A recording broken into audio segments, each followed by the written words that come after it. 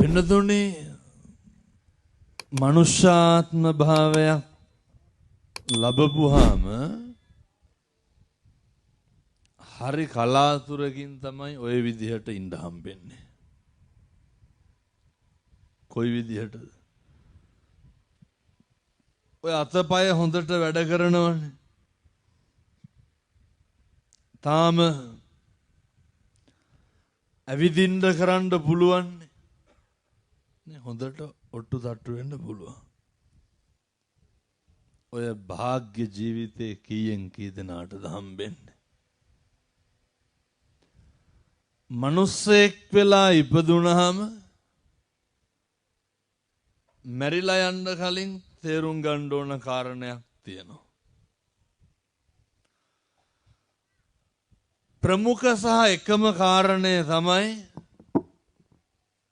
මොකටද මිනිස් වෙලා ඉපදුනේ කියලා තේරුම් ගන්න. කොයි වෙලාවටද ඔක තේරුම් ගන්න ඕන? මේක මැරෙන්න කලින් තේරුම් ගන්න.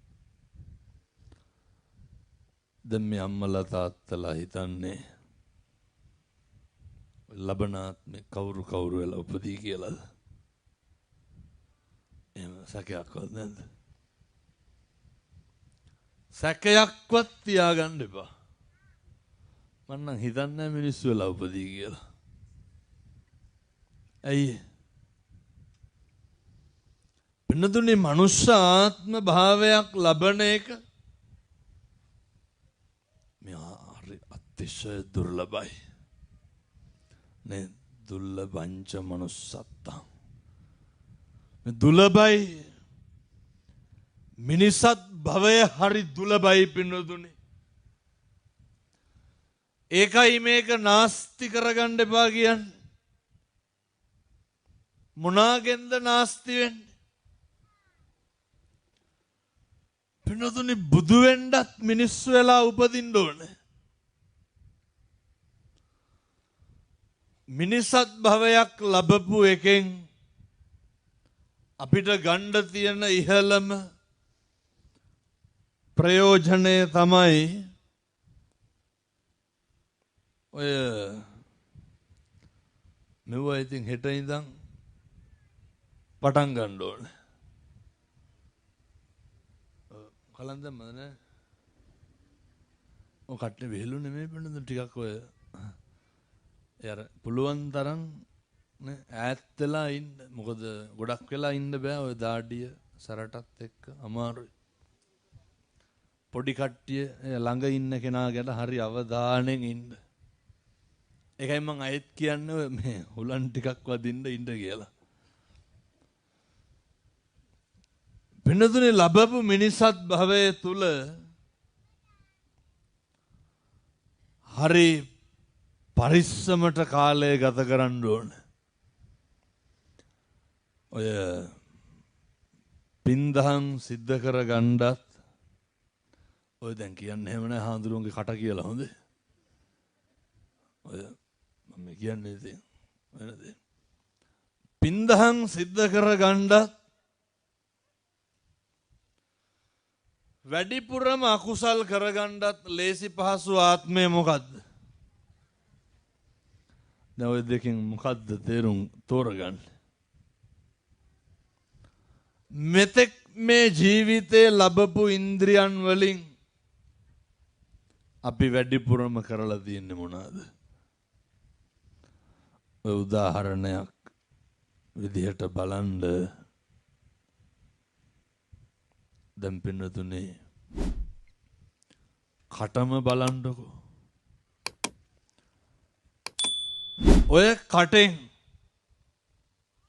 මේ ශරීරයෙන් අපේ මිනිස්සුන්ට කණ්ඩ බුදියන්නවත් වෙලාවක් තියෙනවද? මිනිස්සුන්ට වැඩිපුරම මේ කටෙන් කරලා තියෙන ඔය කණ එකට අමතරව මොනවාද? කියවන එක නේ. කටෙන් කතා කරන්නේ නැත්නම් කොහෙන් කතා කරන්නද? මේ පිට වෙන හැම වචනයක්ම කටෙන් පිටවන හැම වචනයක්ම පාවිච්චි කරලා තියෙන පින්නතුනේ අපිටද අනුන්ටද? sannivedana කරගන්න කට පාවිච්චි කරන්න ඕන කුසලයේ පිණිස. අපි වැඩිපුරම කරන්නේ කට අවභාවිතා කරන එක නෙමෙයිද? හෙට ඉඳන් කිසි කෙනෙක් කට අවභාවිතා කරන්න එපා. කොහොමද කට අවභාවිතා කරන්නේ නැතුව ඉන්නේ? පුළුවන් තරම් කට භාවිතා කරන්න කුසලයේ කියන්න බලන්න කටෙන් කරගත්ත කුසලය. එහෙම මතක හිටින කටෙන් කරගත්ත පින්කමක් කියන්න බලන්න. මේ කටෙන් පින්කම් කරන්න පුළුවන් හරියට. හරියට කටින් කුසල් සිද්ධ කරගත්ත හැකි. ඔය කටින් බැරි දාන එකගේ හොඳ කියන්න බෑද?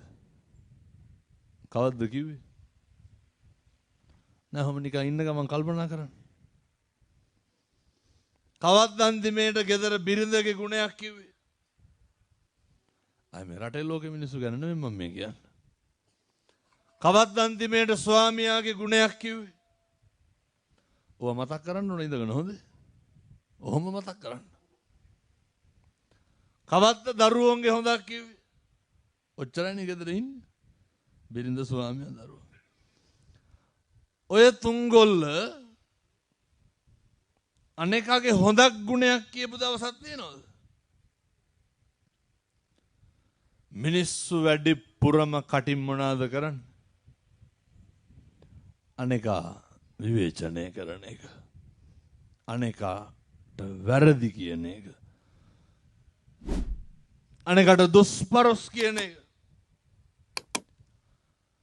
අදිෂ්ඨාන කරගන්න. හෙට ඉඳන් කිසි කෙනෙකුගේ හිතක් හරි රිදෙනවා නම් කුණුහරුපයක්වත් කියන්න එපා. පැහැදිලිද මං කියන්නේ? දැන් මේ වෙනකොට කටවල් වලින් කුණුහරුප කීයක් විතර කියලා ඇද්ද?